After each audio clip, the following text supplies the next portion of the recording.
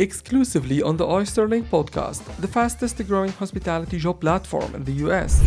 Chef Pedro Mederos went from Miami's kitchens to Michelin-starred restaurants in Napa, and now, alongside his wife and culinary partner, Katherine, he's redefining fine dining with Kojin, a Coral Gables gem where Japanese precision meets heartfelt hospitality.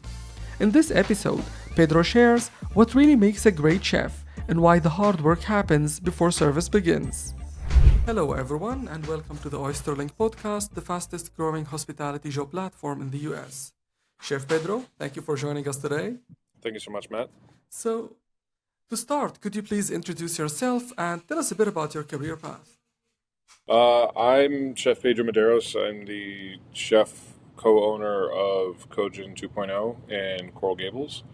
I started in kitchens about 15, coming up on 16 years ago. And, some of the first kitchens I was in were very well recognized, highly awarded kitchens, and definitely lied my way into them. Uh, with no experience and no way of knowing what I was getting myself into, and then gained a little bit of experience. Worked in New York, Chicago, LA, San Francisco, Napa, Sonoma, and then brought it all back home to Miami. Nice. So, I heard that recently you got you made it to the Michelin Guide. Yeah, last year we This is were like 2025. we were recognized for being a Michelin recommended restaurant. We are on the guide. We're one of, I think it's like 70 something restaurants in Miami alone. I think 110 in the state. Impressive. Then let me ask you, what is the simplest roadmap for a restaurant interested in being, let's say, noticed by the Michelins? Um, there's a lot of mysticism behind the Michelin Guide and how they evaluate restaurants, how they hear about restaurants. The best advice I can give anyone, any cook, any restaurateur, any chef, som, anything, it's don't worry about the awards, right? Be excellent for your team, for your guests, for your diners, and the recognition will come, right? Like don't go star hunting. Just be the best at what you're doing. Nice. And let me ask you, if a young cook wants to work in a Michelin quality kitchen just like yours, what would be the thing that, they have to do on day one? Um, it's all attitude, right?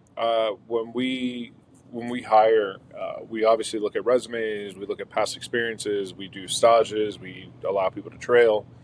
Um, for us, it's about skills can be taught, attitude can't. So knowing that you're always going to be going into a kitchen that you may not 100% understand, and even if you have past experience with the cuisine, um, you have to be open to learning and making mistakes and knowing that you're going into a kitchen that wants to teach you. Um, and that's the biggest thing. It's just come in ready to learn before you come in ready to work, if that makes sense. Nice. Of course, it makes sense. Then, again, based on that, what do you think is the part of cooking that young chefs these days, probably, let's say, underestimate or don't value much? So when I was when I was younger, I mean not that young, I suppose, the Noma Guide for Fermentation came out, and I started to feel like the chefs that I worked for when I was definitely younger in the industry, and it's everyone wants to jump right to the end, right? Basics is the most important thing. If you can't make a stock, you can't make a sauce, and if you can't make a sauce, you sure can't make a garum, right? Get the basics down, learn, ask your chef for demos, ask questions. Anyone who's a good mentor and is running a great kitchen wants their team to be as informed as possible, and they want to teach, right? At the end of the day, the difference between a cook and a chef is a chef teaches, right? A cook just executes. And sometimes you have great cooks that teach, but those are the ones that are on their way to becoming a chef. Yeah. So when, let's say, a young chef is trying to move too fast, what could be the biggest mistake they might do? Um, I think Jose Andres said this.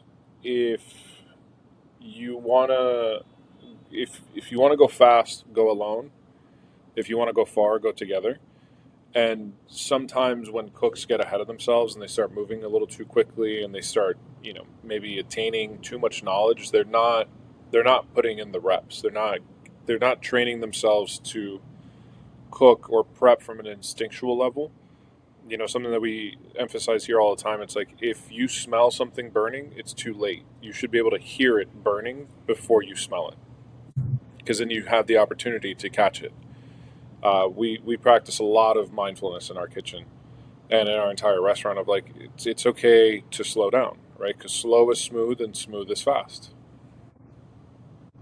And what's the one thing that makes you hire someone immediately?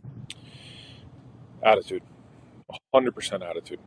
I would rather start from scratch with someone who has never worked in a kitchen but has great attitude and work ethic, and build them to what we would want for our restaurant. And every restaurant's different, but the way that we do things is just, I don't want to say radically different. I think we're one of the outliers in the restaurant industry. Like we do family meal every day. The team cooks for the team. The team has to sit together uh, for family meal, and it's a half hour of our day where we have a moment to enjoy each other's company, and that's really when our service begins. Right, like we start taking care of each other.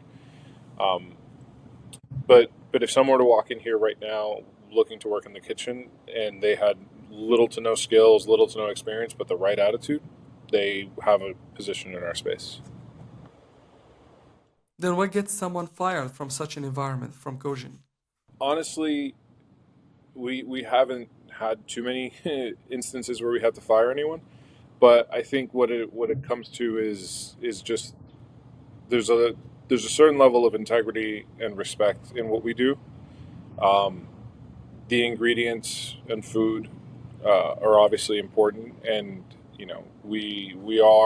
uh, we have so many sustainable practices. Just carelessness, lack of intentionality, and being wasteful. That's the fastest way to not be at Cogent anymore. Are you having any staffing issues in Miami? Is there like a shortage of labor in the...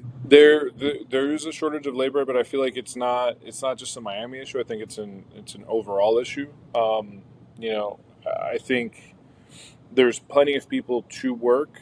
How many of them want to come in and work in a manner to our restaurant versus another restaurant is really the battle that I think a lot of restaurants are facing. Is there's plenty of people with experience. That means that they may have bad habits for the space that they're going into, and breaking those bad habits is sometimes just not cost effective or worth the investment. Um, so that's kind of, I think we have a certain level of talent dysmorphia in the workforce. Then let me ask you, what are some of the red flags you look for in a potential candidate? Um, Red flags. Honestly, in the interview, we have like a prep list for interviews, which is interesting on our end. Um, if there's a clear lack of research into the restaurant and the team and what we do, that is one of our red flags. I can't stress it enough. Like, to get into some of the best kitchens in the world, you have to know what they're doing. You have to know the cuisine. You have to know some of their dishes. Come in with questions, right? And I don't expect someone to come in here and know everything about Kojin, because if they did, they would work here. But when people just come here and they're like, "Oh, I need a job," it's like, great. Everybody needs a job, but why why should you work here other than you know needing a job and getting paid? It's more about what are we here to do, and what is the goal of the restaurant. I mean, it makes a lot of sense. Then let me wrap up this by asking you a question. What is one unpopular truth about fine dining kitchens? Maybe something that people are like not familiar with or something people are not ready to hear. Um,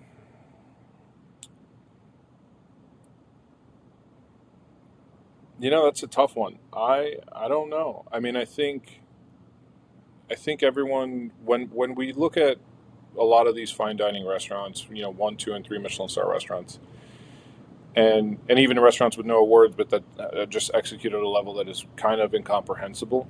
I think what people in the industry and outside of the industry forget is if all you're worried about is service, it's never going to be successful, right? 90% of our hard work is when there is no one in the building and it is just the team and all we're doing is prepping, right? Prep, mise en place, that is the key to success. You're always going to be racing a clock. There are always going to be surprises. Your goal is,